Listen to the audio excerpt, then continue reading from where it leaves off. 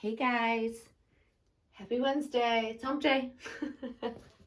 I told you, I promised you I would come back on and change Monroe, and that's exactly what I'm here to do. But I'm also going to make something very, very clear while also changing her. So I'll just get right into it because I don't have time to make a very long video. I just want to get her changed into a new romper I just got for her. I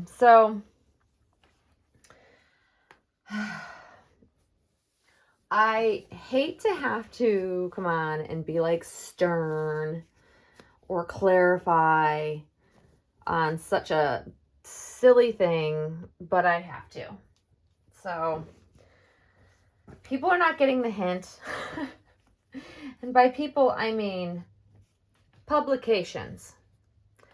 I get so many requests from publications, websites that are doing, journalism, investigating about interesting hobbies, women who love their dolls. Like, I get the requests come from Instagram, they come from Facebook, they come from YouTube. Every social media platform I'm on, I get these. I'm getting them more and more from all different places. So the icing on the cake, or maybe I should say the straw that broke the camel's back to me deciding to make this video, is that someone actually sought me out. Oh, they also got my information from The Guardian. Grr. Freaking Guardian. That'll plague me for life. Someone actually got my information and sought me out through my work. Through my work. That is a line that is being crossed. There's no explanation other than you don't do that. You don't reach out to me through my work contact information. Like, you know where I'm at on YouTube. You know where I'm at on Instagram. You know where I'm at, and you can seek me out on Facebook. And if I don't answer you, that's because I'm not interested. Get the hint. But yet people don't get the hint. They're persistent. And maybe that's partly my fault because I'm on social media. But if I'm not interested, I'm not interested. Look, I did the Guardian thing. I was promised it would be truthful. It would share my point of view. I mean, they sold me on the whole thing. Which, by the way, this is the beautiful little romper I just received from Jacquerie, and it is terry cloth on the bottom and then white cotton with the scalloped edge on the top, and then 2 buttons. Love, love, love. And no, it's not warm here. It's not even sunny here, but I don't care. This is gonna make my mood brighter just by putting this on her. But anyway, so for those that are not aware, I did an article, both video as well as a written article for The Guardian. I participated with 2 other ladies, 2 other collectors, was literally promised that it was going to be my story, how I tell it, no creepy spin or additional weirdness like we've seen in the past. Promised the moon, the stars, you name it, the whole universe. I had multiple conversations prior to the interview with the one of two journalists. He seemed super nice. He seemed like he understood my perspective. He listened, and he was very interested, or though he seemed. So I thought, okay, this seems legit. I'm going to go ahead and go with it. I'm going to give it the benefit of the doubt because I've seen so many other collectors make the attempt to do some sort of, interviews about our hobby. I went into this interview and this article with the very best intentions to shed light on the art of what this is. Not that we role play or they're so, yes, that's part of it for many. It's not what I do a ton. I certainly don't do a whole lot of role playing with my dolls. However, it doesn't matter. But I still have, where my daughter videoed, see, now I kicked you guys again, where my daughter videoed him interviewing me with several questions. So I have the uncut, unmodified, and unchanged versions to a lot of the questions that he then put the creepy factor on. So what they ended up doing, instead of like sharing my whole interview or the real answers and how I answered them, is they've chopped them up, they put their spin on it, and then they turned it into something that I did not actually say or intend to say in any of the answers I was given to the questions he was asking me. So in the end, what ended up happening was, it was yet another publication who wanted to put the creepy music to the video portion of the interview and then make it about us sad ladies that depend on these dolls. Not that there's anything wrong with people who use these dolls as comfort, as therapy. It just wasn't what I was sharing with them, although that's what they put the spin on that I did. So it was putting words into my mouth, left a very bad taste in my mouth. I was pissed. I was hurt. Now, however, the second interviewee, or interview with the second journalist, who was a female, by the way, she came later on to write, because there's a video portion of this interview as well as a written portion. And I will say that she was fantastic. She was authentic. I can tell you that she was very authentic in how she spoke to me, what we talked about, and then what she wrote about me.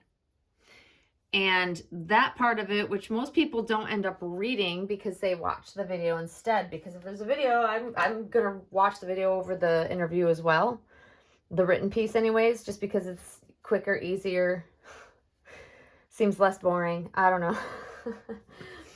But her part of the interview was really good for the most part, for me, for my part in it, because she seemed to get what I was trying to explain. But the bad taste is already left in my mouth from the first guy. The twisting of my words. Like, it was just, it's crazy to me even now how much my words got twisted. And if they were my words and how I wanted it phrased, it wouldn't bother me. It really wouldn't bother me. But they weren't my words. It's not what I was trying to share. So when other people approach me and promise me the world, I'm not going to do it. I'm not going to do it. I've had my share of being duped by publications, they're looking for, something that's going to gain them views, watches, clicks on a video. Like, it's all it is just like every other news source looking for, their ratings, their numbers to be whatever. And I don't want any part of that. So for all you out there that are watching that may stumble across my channel, here's a video that hopefully someone will end up watching, because they reach out most of the time on YouTube. Do not contact me. Do not email me. Don't email my work email address. Don't send me an Instagram request. Just don't. This person, Kelly Girl, this channel, this collector is not interested whatsoever in doing any type of interview now or in the future. Period. End of sentence. Get the hint. I am not interested and I will not participate in it. Let someone else put themselves on the chopping block. I've been there. I've done that, and I'm not going back. I was bothered by it for a really long time, and I'm finally over it, and then I just keep getting message after message after message because, it's so unusual. Just, you can tell the angle that they're going for because it's so unusual. It's the same wording. It's the same song and dance. I've heard it all before. So for those of you out there that might be contemplating doing some sort of interview, beware. Beware. I was promised the moon and then some, and they went so far outside of the realm of what I actually said and twisted my words. It's unforgivable. I wrote the guy, the first journalist who put the video piece together, and he's like, "Oh, I'm so sorry you feel that way." So condescending. Yeah, you're so sorry I feel that way. Bullshit. You're not sorry because you just wanted to put your own spin on it.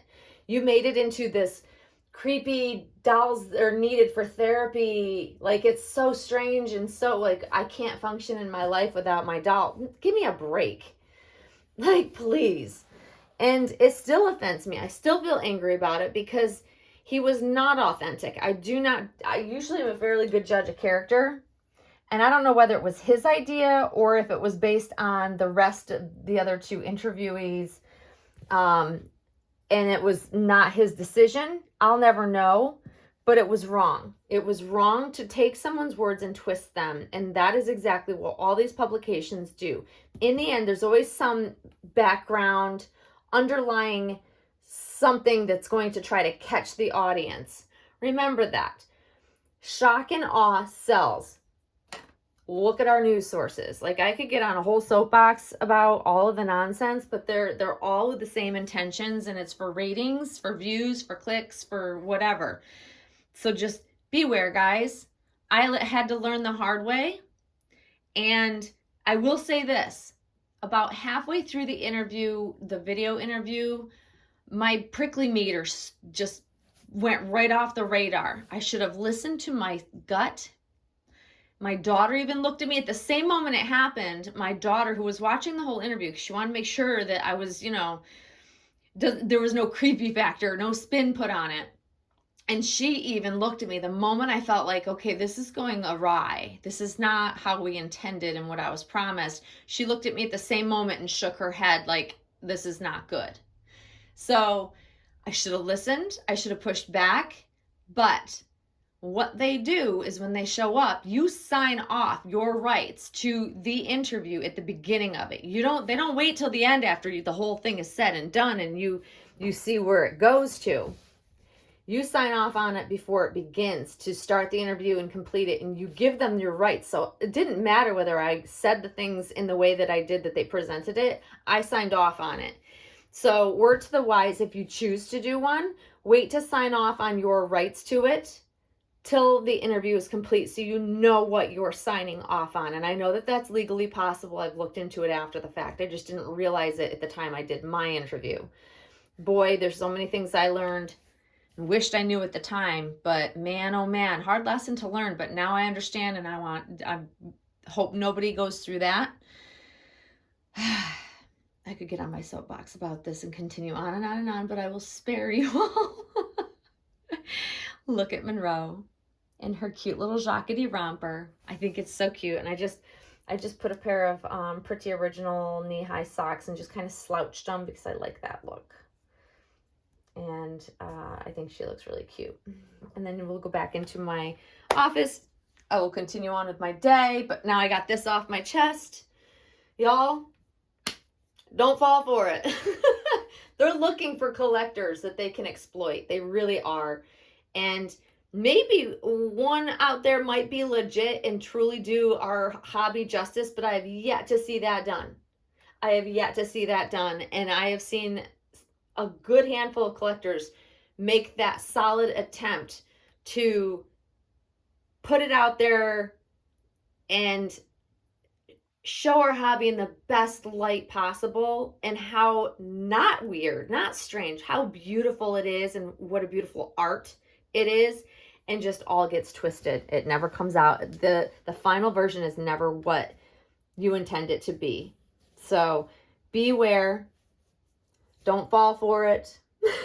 Don't fall for it. I've even been offered it. This latest one was to pay me. They want to pay me. No. No thanks. So not interested. I encourage folks that get these people seeking them out, do your homework, do your research, look into them.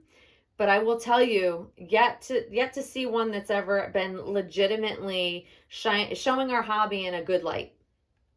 And that's the topic.